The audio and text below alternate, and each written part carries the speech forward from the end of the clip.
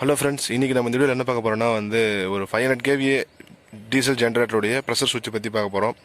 இதுதான் நம்மளுடைய diesel generator இருக்கக்கூடிய ப்ரெஷர் சுவிட்சு. இந்த சுவிட்ச் எதுக்கு யூஸ் ஆகுதுன்னு பார்த்தீங்கன்னா, நமக்கு இன்ஜினில் டீசல் ஃப்ளோ இருக்கா இல்லையா ஒரு கன்ஃபர்மேஷனுக்கோசம் யூஸ் பண்ணுறாங்க. ஒரு சில மேனுஃபேக்சர் டிஃப்ரெண்ட் ஃபீட்பேக் எடுத்திருப்பாங்க. சப்போஸ் இன்ஜின் ஸ்டார்ட் பண்ணக்கூடாது, அதுபோல் டிஃப்ரெண்ட் காம்பினேஷன் ஆஃப் அவுட்புட் எடுத்திருப்பாங்க. இது நார்மல் சுவிட்ச் தான், NONC மாதிரி தான். ஒரு சப்ளை கொடுத்து ஒரு சப்ளை எடுத்திருப்பாங்க. இது ஃபீட்பேக்கு. இந்த ப்ரெஷர் சுவிட்ச் எங்கே கனெக்ட் பண்ணியிருப்பாங்கன்னு பார்த்தீங்கன்னா, நம்மளுடைய இங்கேருந்து பம்ப்லேருந்து போகக்கூடிய ஃபியூல் லைனில் தான் கனெக்ட் பண்ணியிருப்பாங்க. இது டெலிவரி ஃபியூல் லைனு. அது எங்கே போய் கனெக்ட் ஆகிருக்குன்னு நான் காட்டுறவாங்க. இது நம்ம ஜென்ரேட்டருடைய ஃபியூல் பம்ப். ஓகேங்களா, நம்ம இன்ஜினுக்கு போகக்கூடிய டீசலை இந்த பம்பு தான் நமக்கு பம்ப் பண்ணுது. இது இந்த ஃபியூல் லைனு. இதை ஃபாலோ பண்ணிட்டு வாங்க. இங்கே பார்த்தீங்கன்னா இன்ஜின் லைனுக்கு கொடுத்துருக்காங்க. பார்த்தீங்களா, இதுலேருந்து ஒரு பார்ட் எடுத்திருப்பாங்க. ஓகேங்களா, இங்கே பார்த்தீங்கன்னா இது எங்கே போகுதுன்னா, நம்மளுடைய ப்ரெஷர் சுவிட்ச் கனெக்ட் பண்ணியிருப்பாங்க. இது எதுக்கு யூஸ் ஆகுதுன்னு பார்த்தீங்கன்னா, கரெக்டாக இன்ஜினுக்கு அந்த ப்ரெஷரில் டீசல் ஃப்ளோ இருக்கா இல்லை டீசல் ஃப்ளோ இல்லையா அப்படின்னு சொல்லிட்டு ஒரு கன்ஃபர்மேஷன் போகும்.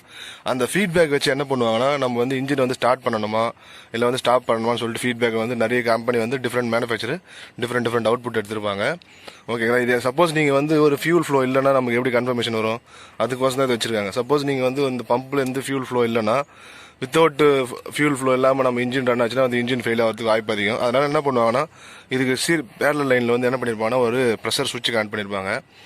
ஃபியூல் ஃப்ளோ இருந்தால் மட்டும்தான் நமக்கு இன்ஜின் ஸ்டார்ட் ஆகிற மாதிரி ஃபீட்பேக் கொடுத்துருப்பாங்க. ஓகேங்களா, இந்த சுவிட்ச் கொடுத்துருக்காங்க. இது எப்படி ரீப்ளேஸ்மெண்ட் பண்ணுறாங்க, அது எப்படி பண்ணியிருக்காங்கன்னு சொல்லிட்டு இந்த வீடியோவில் நான் ஆட் பண்ணியிருக்கேன். இதையும் பாருங்கள். ஒரு பிகினர் லெவலருக்கு கண்டிப்பாக யூஸ்ஃபுல்லாக இருக்கும். இதுதான் நம்ம இன்ஜினுக்கு போகக்கூடிய இன்லெட் லைனு. இது எங்கேருந்து வருதோ அந்த பம்ப்லேருந்து. ஓகேங்களா,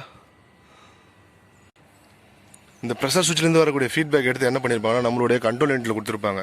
ஓகேங்களா, ஒரு டிஃப்ரெண்ட் மேனுஃபேக்சர் டிஃப்ரெண்ட்டாக பண்ணியிருப்பாங்க. இது நம்மளுடைய 500 kVA ஜென்ரேட்டர்லேருந்து வரக்கூடிய ப்ரெஷர் சுவிட்சோட ஃபீட்பேக் எடுத்து போய் நமக்கு கண்ட்ரோல் யூனிட் கொடுத்துருப்பாங்க. சப்போஸ் ஃபியூல் ஃப்ளோவே இல்லை, இந்த பம்ப்லேருந்து நமக்கு டெலிவரி ஆகலைன்னா, இது வழியாக நமக்கு ப்ரெஷர் பில்டப் ஆகாது. அப்போ என்ன ஆகுனா, இந்த ஃபீட்பேக் வச்சு இன்ஜின் ஸ்டாப் பண்ணுன்னு சொல்லிட்டு கமெண்ட் எடுத்திருப்பாங்க. நம்ம இன்ஜினை சேஃப் ஜோன் பண்ணுறது தான் இந்த ப்ரெஷர் சுவிட்ச் யூஸ் பண்ணுறாங்க.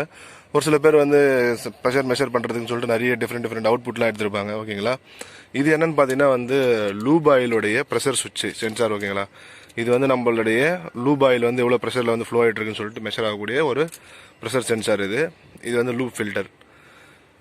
இந்த வீடியோவில் நான் எப்படி ப்ரெஷர் சுவிட்ச் ரீப்ளேஸ்மெண்ட் பண்ணுறாங்கன்னு சொல்லிட்டு ஆட் பண்ணியிருக்கேன். அதையும் போய் பாருங்கள். ஒரு பிகினர் லெவலில் இருக்கிறவங்க கண்டிப்பாக யூஸ்ஃபுல்லாக இருக்கும்.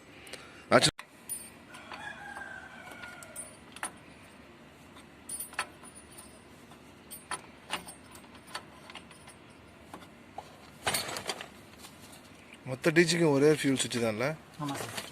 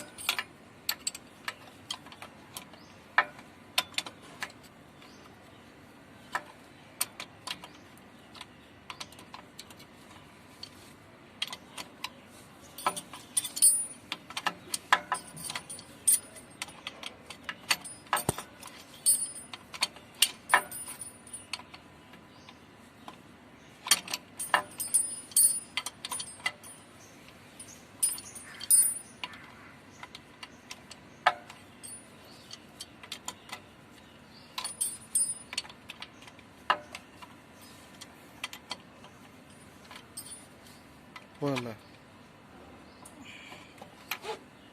போதும், அவ்வளோதான் இருந்துச்சு.